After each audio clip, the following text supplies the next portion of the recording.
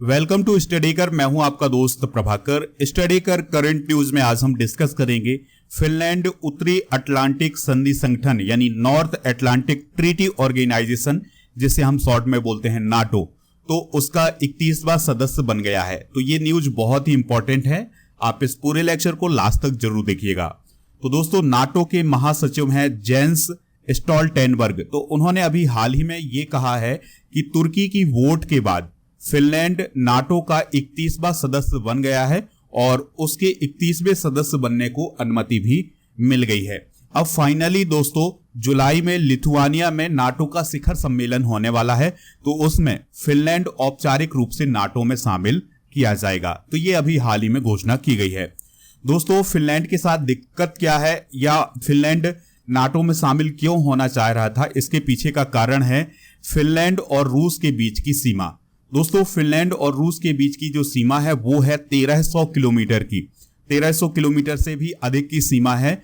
और जब रूस ने 2022 में यूक्रेन पर हमला किया, उसके बाद फिनलैंड की चिंता बढ़ गई अपनी सुरक्षा को लेकर। तो वो अपनी सुरक्षा को लेकर चिंतित था और वो चाह रहा था कि वो नाटो में शामिल हो जाए, जिससे उसकी सुरक्षा मजबूत हो जाए।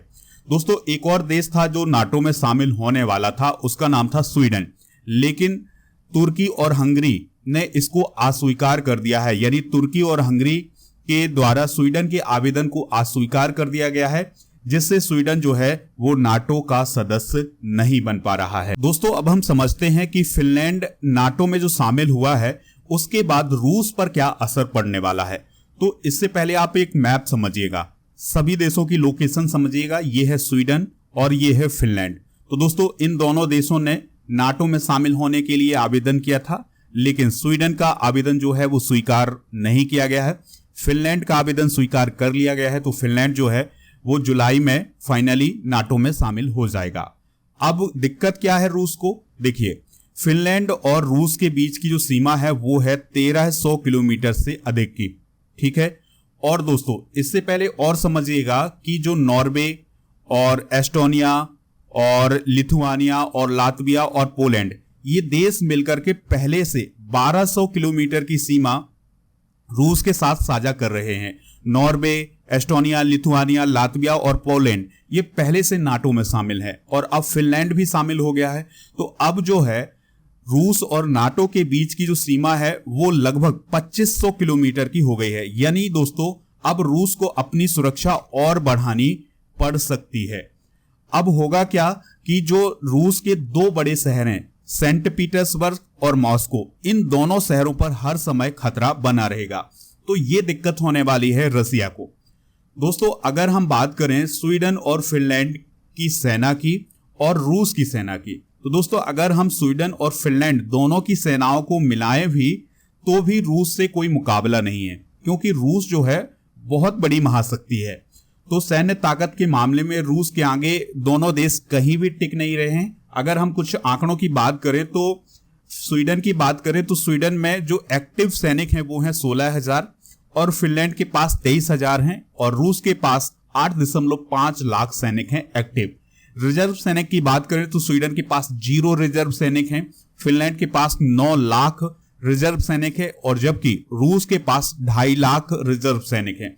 तो इस प्रकार से दोस्तों, अगर हम सैन्य ताकत के मामले में देखें तो स्वीडन और फिनलैंड दोनों मिलकर भी रूस का कुछ नहीं बिगाड़ सकते हैं, ठीक है। इसीलिए इन देशों की एक चिंता है अपनी सुरक्षा को लेकर और ये चाह रहे हैं कि ये नाटो में शामिल हो जाएं, जिससे इनकी सुरक्षा मजबूत हो सके। दोस्तों, रूस और नाटो में तनातनी की वजह क्या है, चलिए इसको जान लेते हैं। देखिए, 1949 में अमेरिकी वर्चस्व वाले नाटो गठबंधन का जो उदय हुआ था वो सोवियत संघ के प्रभाव को रोकने के लिए हुआ था। यानी नाटो जो बना है वो सोवियत संघ के प्रभाव को रोकने के लिए बना है। 1991 में सोवियत संघ का विघटन हो गया, यानी सोवियत संघ जो है वो बट गया अलग अलग देशों में और नाटो ने यूरोप में तेजी से विस्तार किया, ठीक है। 1991 के बाद दोस्तों, नाटो ने यूरोप महाद्वीप में तेजी से विस्तार किया और अधिकतर देश जो हैं वो अब नाटो में शामिल हो गए हैं। 1997 के बाद नाटो से जुड़े 14 देशों में से ज्यादातर रूस के सीमावर्ती देश थे, यानी कि रूस की सीमा से ही लगे हुए देश थे। नाटो से जुड़ने की मंशा जाहिर करने पर रूस ने यूक्रेन पर हमला बोला है, ठीक है, क्योंकि यूक्रेन भी चाह रहा है कि वो नाटो में शामिल हो जाए जिससे उसकी भी सुरक्षा मजबूत हो सके, इसलिए रूस ने यूक्रेन पर हमला बोला हुआ है। यूक्रेन को नाटो के पाले में करके अमेरिका रूस के चारों ओर से घेरा मजबूत करना चाहता है। देखिए, अमेरिका ये चाहता है कि अगर यूक्रेन नाटो में शामिल होगा तो हम जो रूस है उसको आसानी से घेर सकते हैं, चारों तरफ से घेर सकते हैं। रूस जॉर्जिया, फिनलैंड, स्वीडन जैसे देशों को भी नाटो में शामिल ना होने के लिए कह चुका है, लेकिन अब जो फिनलैंड है वो नाटो में शामिल हो गया है। चलिए दोस्तों, बात कर लेते हैं नाटो की। तो नाटो को बोलते हैं हम नॉर्थ अटलांटिक ट्रीटी ऑर्गेनाइजेशन। तो इसकी स्थापना 1949 में हुई थी। नाटो की स्थापना का जो प्रमुख उद्देश्य था वो था सोवियत संघ के बढ़ते प्रभाव से मुकाबला करना। 1949 में जब नाटो बना था तो इसमें अमेरिका के सहित 12 सदस्य थे इसमें शामिल। दोस्तों, नाटो एक सैन्य गठबंधन है जिसके अब अमेरिका, ब्रिटेन सहित 30 देश हैं सदस्य, और अब 31वां सदस्य बना है कौन? फिनलैंड। दोस्तों, नाटो के सदस्य देशों पर अगर कोई और देश हमला करे तो इसके सदस्य देश उसका जवाब देते हैं। यानी कि नाटो में जो भी देश जुड़ा होगा, अगर उसमें से किसी एक देश पर कोई अन्य देश हमला करता है तो जो नाटो से जुड़े हुए देश हैं वो इसका जवाब देंगे। दोस्तों, यूक्रेन चाहता है कि नाटो का सदस्य बन जाए, लेकिन रूस इसका विरोध कर रहा है। अगर हम नाटो की बात करें तो दोस्तों 12 इसके सदस्य संस्थापक सदस्य हैं और यह सैन्य गठबंधन है। हेडक्वार्टर याद रखिएगा ब्रुसेल्स, बेल्जियम में है, और अब इसके 31 सदस्य हो गए हैं। ऑफिशियल लैंग्वेज जो है वो अंग्रेजी और फ्रेंच है। महासचिव हैं जेंस स्टोल्टेनबर्ग, और दोस्तों इसकी जो कुल सेना है वो 30 लाख से अधिक है, और इसका जो रक्षा बजट है वो 1174 अरब डॉलर के आसपास है। तो ये कुछ दोस्तों नाटो के बारे में है। चलिए हम बात करते हैं कि नाटो में कौन सा देश कब जुड़ा। तो 1949 में कौन कौन से देश जुड़े हैं याद रखिएगा, यानी कि स्थापना के समय कौन कौन से देश थे? America, UK, Belgium, Canada, Denmark, France, Iceland, Italy, पुर्तगाल, लग्जमबर्ग, नॉर्वे, नीदरलैंड, ये सभी 1949 में शामिल हुए थे नाटो में। इसके बाद 1952 में तुर्की और ग्रीस शामिल हुआ।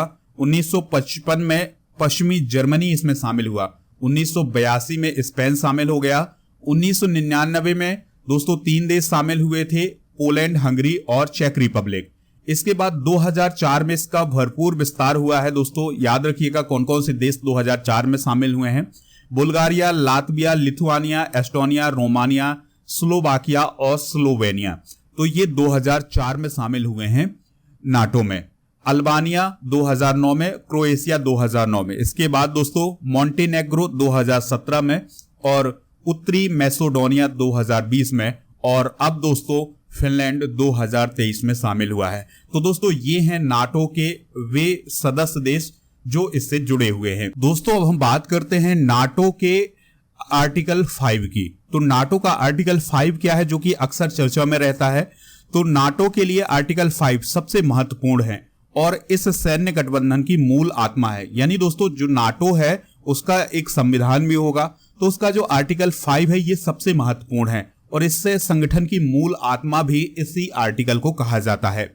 नाटो के आर्टिकल 5 के मुताबिक ये संगठन अपने सदस्यों की सामूहिक रक्षा में यकीन करता है। इसका मतलब है कि इसके किसी भी देश के खिलाफ बाहरी हमले को सभी सहयोगियों के खिलाफ हमला माना जाएगा। देखिए दोस्तों, अब नाटो में 31 सदस्य हो गए हैं।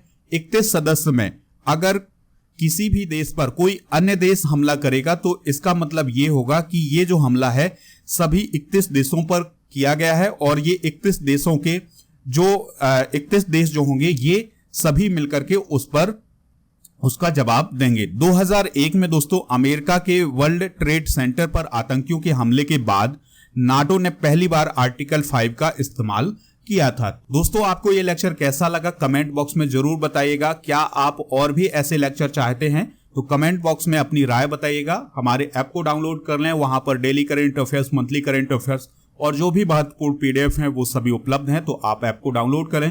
लिंक डिस्क्रिप्शन बॉक्स में दिया गया है। मिलते हैं नेक्स्ट लेक्चर में। जय हिंद, वंदे मातरम।